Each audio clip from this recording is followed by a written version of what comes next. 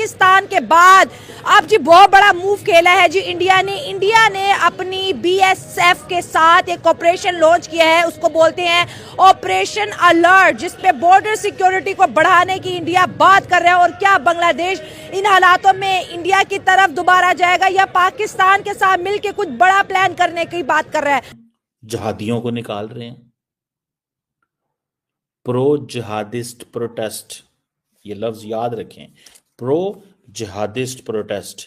सो वो कह रहे हैं कि लेकिन हम अफोर्ड नहीं कर सकते जी, हम इस रेडिकलिज्म को अफोर्ड नहीं कर सकते, हम इन तमाम स्टूडेंट्स को निकाल रहे हैं। आपने कहा ना कौन जाएगा बांग्लादेश में, क्या करने जाएगा? तो बात ये है कि दो लंगड़े हैं और अब ये दोनों इकट्ठे होके सोच रहे हैं कि इन दो लंगड़ी टांगों पे ये चलेंगे। ऐसा नहीं होता। ये जो ऑपरेशन अलर्ट इंडिया ने बॉर्डर पे जो है लॉन्च किया है, जिसमें ज़ाहिर है वो सिक्योरिटी को टाइट करेंगे, क्योंकि बांग्लादेशी अब बड़े तेजी से इंडिया की तरफ जाने की कोशिश करें, क्योंकि इकोनॉमिक स्टेबिलिटी नहीं है, आए दिन हड़तालें हो रही हैं, आए दिन वहाँ पर आर्मी डिप्लॉयड हो रही है। और जिस तरह से हालात है, क्योंकि बांग्लादेश का पाकिस्तान के साथ बॉर्डर नहीं लगता, लेकिन 3 साइड से इंडिया के साथ इनका बॉर्डर है।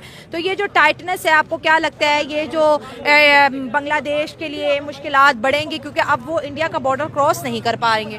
ज़ाहिर बात है, मुश्किलात तो इस सूरत हाल में, इंस्टेबिलिटी है उनके मुल्क में, मुश्किलात तो उनकी बढ़ेंगी। इनकी छुट्टी, अच्छा अब जारी बात है वहां पे बहुत सारी तंजीमें होंगी जो बोलेंगी, वो कहेंगी भाईजान पहले ऑर्डर तो दे देते, बता तो देते कि इस तरह के काम करने हैं, हम ना जाते। बिकॉज उनको पता है कि इन जगहों के अंदर एक तो जारी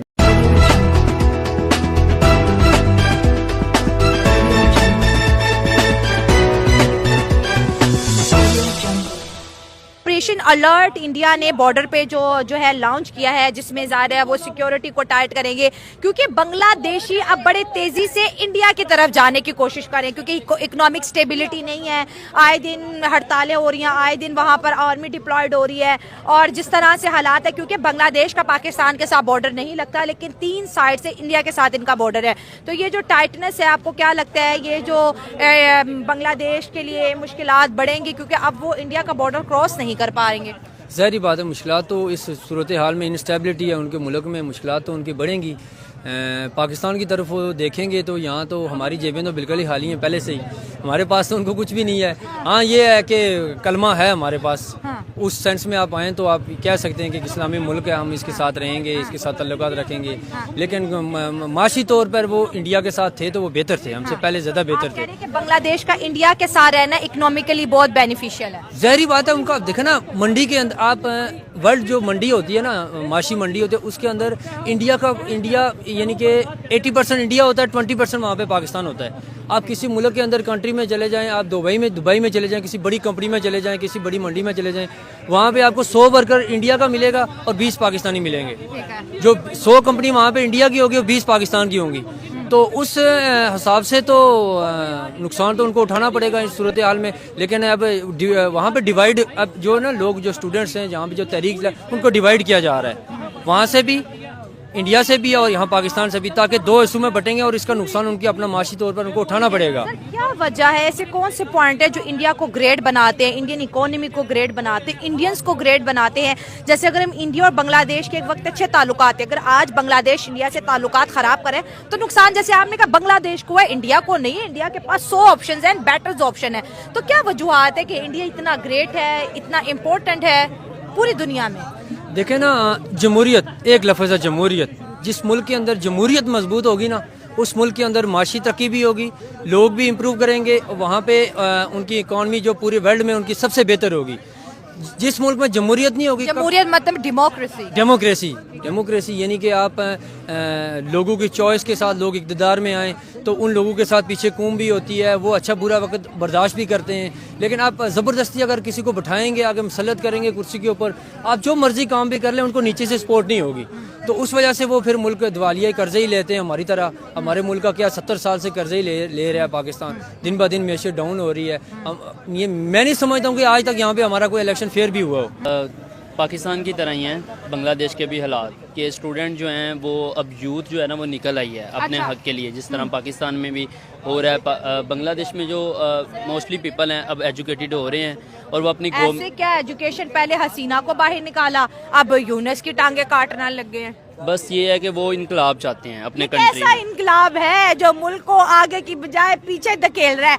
जो टके पाकिस्तानी करेंसी से कभी बेहतर थे वो टका बड़ी तेजी से गिरता नजर आ रहा है। ये कैसा इनकलाब है? मतलब पहले यूनुस के लिए इनकलाब था और अब ट्रम्प के आने से शेख हसीना ने अपनी पॉलिटिक्स को दोबारा से एक्टिव कर दिया है बांग्लादेश में और फिर स्टूडेंट की स्ट्राइक शुरू हो गई है। अभी भी कोटा सिस्टम के लिए लड़ रहे हैं। बस ये कोटा सिस्टम के लिए इसीलिए उनकी जद्दोजहद जारी है कि वो चाहते हैं कि जिसका हक है उसको मिले, प्रायोरिटाइज किया जाए। ठीक है। मतलब कुछ कोटाज वगैरह, जैसे एक सूबा होता है पाकिस्तान में, यहाँ पे पंजाब को ज़्यादा फैसिलिटेट किया जाता ठीक है है। एज़ कम्पेयर टू अदर जो हैं। तो इसी तरह वहाँ पे भी वो अपने हक के लिए आवाज़ उठा रहे हैं, उनको रेज़ करना चाहिए।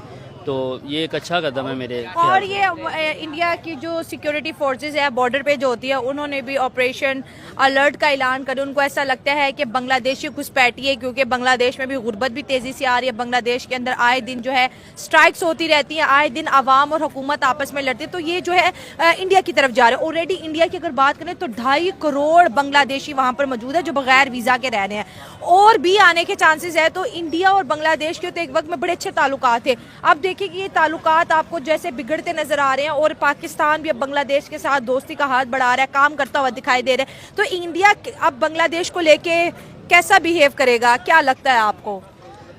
इंडिया जैसे कि पाकिस्तान के तो शुरू से ही हमारी आपको पता है कि सेपरेशन के बाद वो जो है ना अच्छे ताल्लुकात नहीं हैं, ठीक हो गया। और वो पाकिस्तान के साथ साथ बांग्लादेश के साथ भी कभी भी अच्छे इंटरनेशनल रिलेशन उनके नहीं हो सकते।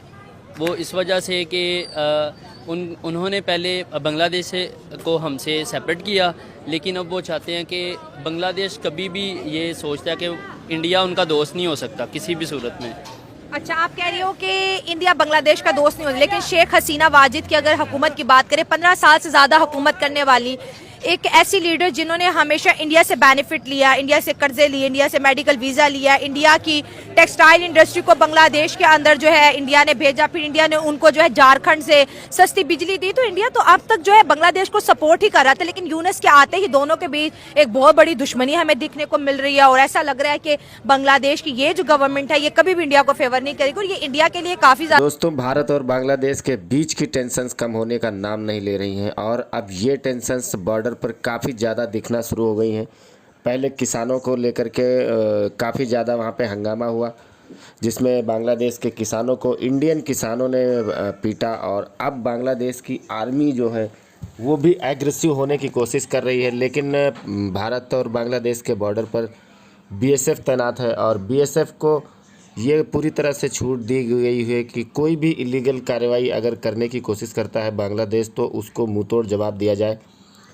और यही कारण है कि अब पाकिस्तान का मीडिया बौखला गया है और पाकिस्तानी मीडिया और पाकिस्तान ये चाहता है कि बांग्लादेश और भारत के बीच में कोई ना कोई टेंशन हो, कोई ना कोई जंग हो, जिससे बांग्लादेश और पाकिस्तान की जो नज़दीकियां हैं वो और बढ़े। लेकिन यहाँ पे एक रीज़न और भी है कि बांग्लादेश में प्रोटेस्ट यूनुस के ख़िलाफ़ भी स्टार्ट हो चुके हैं कि अगर आपको किसी ने इलेक्ट नहीं किया तो आप हमारे ऊपर कैसे आके हावी हो गए, और जिसको हमने इलेक्शन से जिताया था उसको तुमने भगा दिया।